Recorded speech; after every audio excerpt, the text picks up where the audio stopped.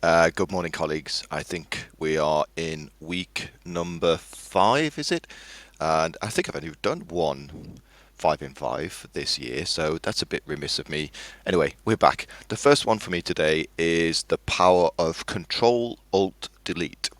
So in the keyboard combination, if you do Control Alt Delete, then what happens is you get these options here to change your password. Obviously, I think it's 12 characters now for our password. You can change your password if you want to on here, but you need to have those 12 characters, one of them a number, one of them a special character, and one of them a capital at least.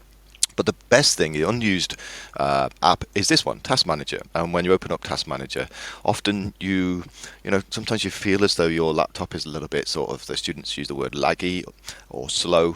You can see which services are using most of the power. You click on this button here and it allows you to toggle to the one that's using the most. You can have a look at graphs as well in terms of performance.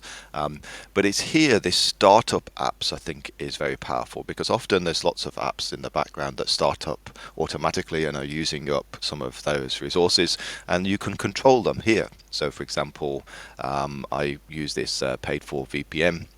I could, if I wanted, just right click and disable that on startup, and it gives you a measurement of how much impact it has on the startup and tells you that the load time at the start is 6.6 seconds as a consequence of all of these different apps. So you can close those things down. If there's something that has frozen, an app that's frozen, for example, maybe Edge is frozen, you can then just end the task. Sometimes our apps just don't work at all, and there's not even any way to close them down. But Control Alt Delete, go to Task Manager, and that allows you to completely close them down and then restart without restarting the computer itself. All right.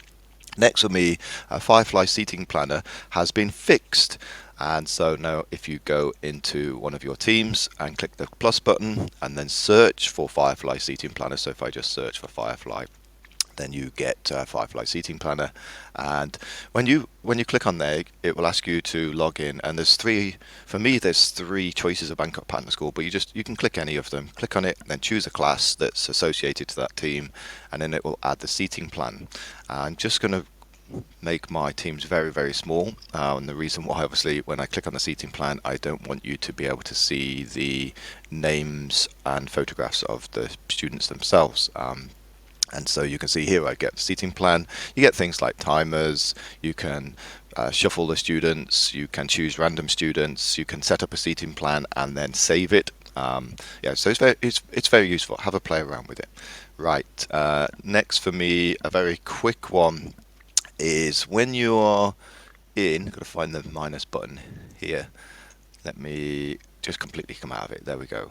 And then I had an email from Chris. There's nothing inside of there that's from a data protection side of things, perfectly fine. Right, when you are in an email, in fact, let's go to the email here and write a new one. If you want to send the email really quickly, there's a keyboard shortcut that I use all of the time. So if I want to send this email to, all I do is Control and Enter, and it will give me the option then to say, right, do you want to use Control and Enter as a keyboard shortcut for sending the message? Click yes. I don't want to see that message again. So every time obviously it's giving me a spell check now on that word, but that's gone as sent as an email, and it will pop up because I sent it to myself in a moment. So Control and Enter is a good keyboard shortcut for sending an email very quickly. Just be careful with that, obviously, because sometimes you're sending an email and if you press Control and Enter, it will go straight away. But I use it a lot because using the mouse or finding the mouse to click on the send is just that tiny little bit too long. The other one as well is when you're in ChatGPT. I don't know. I use ChatGPT. Well, I use Copilot most of the time now because I find it really useful now. But when you're in ChatGPT, often you want to type something, or I tend to talk to it using the Windows H shortcut. You when you press enter, you'll see that it gives it a new line, and that I really just like, oh really, I just want it to go. And then I have to find my mouse and click this button. But the Control Enter does the same thing as in an email. So if I do Control Enter, it will send off that message. Obviously, that's going to be interesting in terms of its response.